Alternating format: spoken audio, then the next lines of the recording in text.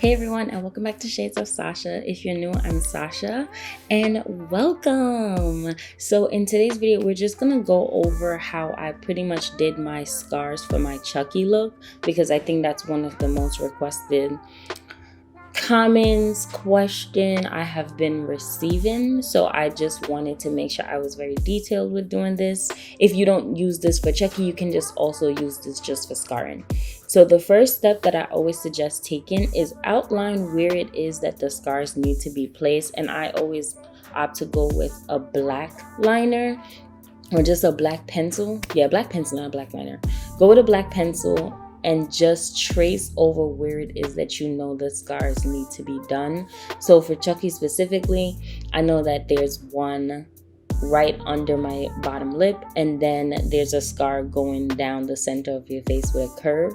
I'm looking down to make sure I'm paying attention to the image on my phone so that I just have the best visual and just concept in my head while in front of me, and then just follow that. Don't worry if you make mistakes, you can just always fix that. So that's pretty much what this first part is, just going over tracing everything.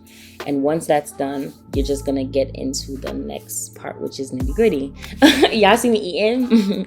Bae was feeding me a cookie. So pretty much the next step that you're going to use with this, when I did mine, I used scar wax. You can use tissue or cotton swabs or cotton balls, but I'm using scar wax. If you're really into SFX, I think a beginner kit to get is the Mehron SFX Kit. It kind of has everything that you'll need. So I'm gonna rub my hand with petroleum jelly or just using any type of Vaseline or oil, just because the scar wax that I am gonna be using, and any scar wax, is very sticky, and so you want something that's just going to make everything slip right off. And I'm just going to use my spoolie to just dig that out, and then I'm just going to be using my hands the remainder of the point of this video, and then at some point I'll also use the spoolie. So I'm going to start right here where it's the bottom of my lip, and I'm just going to add the scar there, and I'm just going to use the wax and just press it out and just kind of flesh it to look as, you're not necessarily going for neatness, but what you're going for is a flat surface that gives the idea of what you're looking for, because it's going to be easy to cover up. So if you keep it bulky, just know that it's going to take a lot of work to actually come off or look realistic. So this is what I'm doing right here again, where I just put it down and I'm just spreading it across. And it's okay if you move fast and you just do what you need to do here, because you can always go back in with layers and add later. So always think in the mindset of less is more when you're going to be doing this process. If you miss a step, or if you just did not have enough, you can always go back and place more. But it's always too messy if you just start off with a bunch of different things, you just slap it on your face, and then now you have to clean up the whole thing. We don't want to make those types of errors, because it's going to piss anybody off, especially if you know, I wanted this to come out good the first. So after that, I'm just gonna go in and use this spirit gum that's by Mehren. It's also in the kit. Like I said, the kit comes with a bunch of pretty much everything you need, and I'm just gonna go over the areas that have it. If you have like an allergic reaction, or you have a sensitive nose, or your eyes are sensitive when it comes to like ammonia strong scents, I would say stay away from this, because look at where the scars are. You can't avoid either smelling it or it just being, like a lot. So it didn't bother me, but right here you can tell like it is a very strong scent, and I wasn't fully prepared for that. So I'm just putting it over everywhere just so it can tighten and firm up everything, so that it's not going to be messy and slipping around, because obviously you want this to last pretty much the whole time that you have it on, especially if you're doing this for Halloween and you want to have this look on for a few hours. It's best to do things that is going to make that specific thing work and stay. So right here I'm just using spatula again, and I'm just going in with making sure that the scars are covered up with the wax. So for the spatula, I got it off Amazon. It's $4. It came in a kit. So that's pretty much all that I use. I'm going to be using this Mehron liquid latex to just go in and cover all of the parts that have the wax on it already. If you do not have any scar wax, but you have this specific thing, you can go ahead and do the same steps that I said, which was outlining where you want the scars to be and adding the liquid latex all over it. I would suggest going ahead and using at least 3 layers, so 3 to 4 layers. In between layers, you can add tissue paper or you can add cotton swabs. That is another option to do this. I will link below another YouTuber as well that have various methods of how they do their scarring. So if you have this but you don't have the wax, you can still achieve the same look by using that. So I just wanted to introduce this step to make sure that people have other options that they can use if you don't have all of the resources that I have.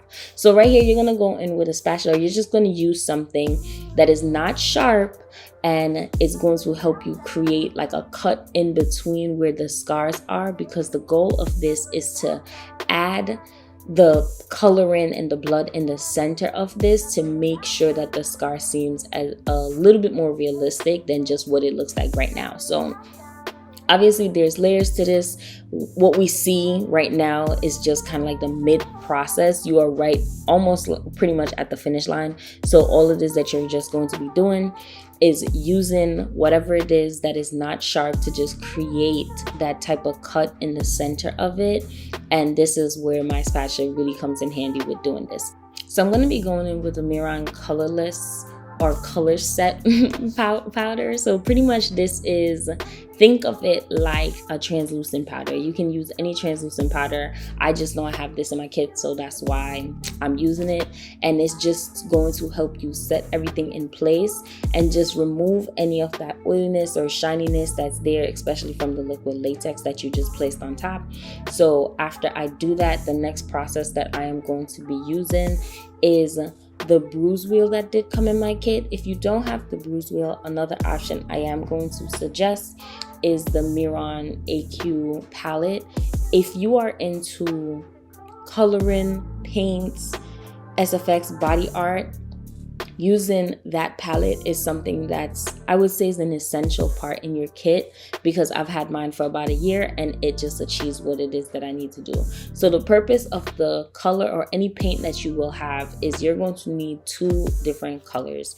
For my specific shade, I know I'm going to be going in and use a red, and then I'm going to be using a black. So the red and the black, or the red and the brown, is going to be very essential when making my scars come off a little bit more realistic. But it's also the process of it needs to be blended in well, especially if you know it's going on your skin. So you want it to look like, damn, did you really just get hurt? Or you know, you don't want it to just come off like, yeah, I just slapped this on my face. So that's why I'm using 2 specific colors, because those are the colors that's going to help me achieve the look that I'm going for.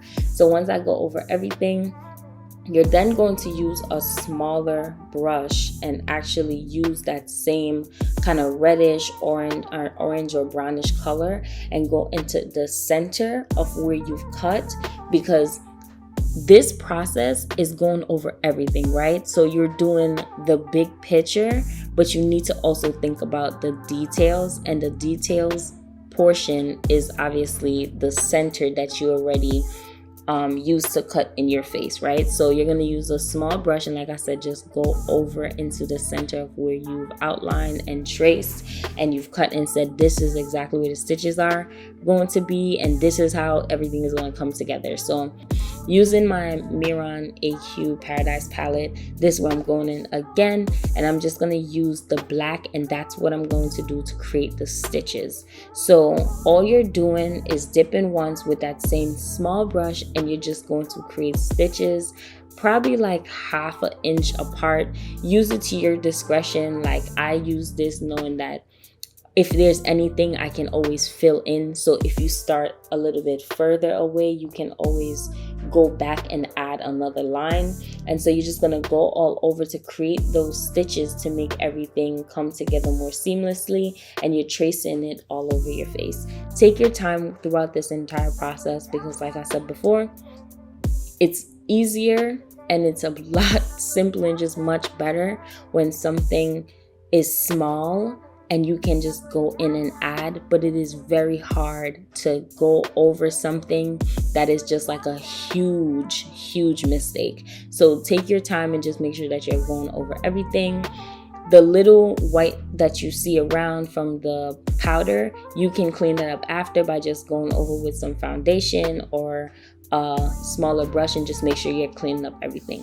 So once you've done this part of the process, after you do the stitches by creating it with the black liner, you're gonna actually use the same brush and you're gonna go under your eye and over your eye, and you're gonna add the black to it, because you have to remember that with Chucky face, he does have a bruising on one of his eyes. So I flip my camera to make sure that I'm using it on the right side of where his scar is, but obviously you can just do it however you want. So right here, after I add all of the black to my eyes, I'm gonna go in with a brush that's a little bit bigger and just blend everything in. After I use the black, like I said, use a small amount, because black is a color that it runs and it can get messy very quickly. I'm then going to go in with a red color, because the black and red is going to give me the exact definition and shade that I need to make my scar and just make all of this look as realistic as possible. So I'm gonna go in, use the black, blend everything out, and then I'm gonna add some red on top of it and do that same thing and just blend everything out. Once you do that part of the process, the next step that you're going to just be using and getting into is using blood. So you're obviously using fake blood. We're gonna use fake blood. Let me make sure I say that. And the one that I'm gonna be using is from my Mehron SFX kit as well. And it's a very gooey texture. That's the best way that I can explain it. It's very thick and clumpy.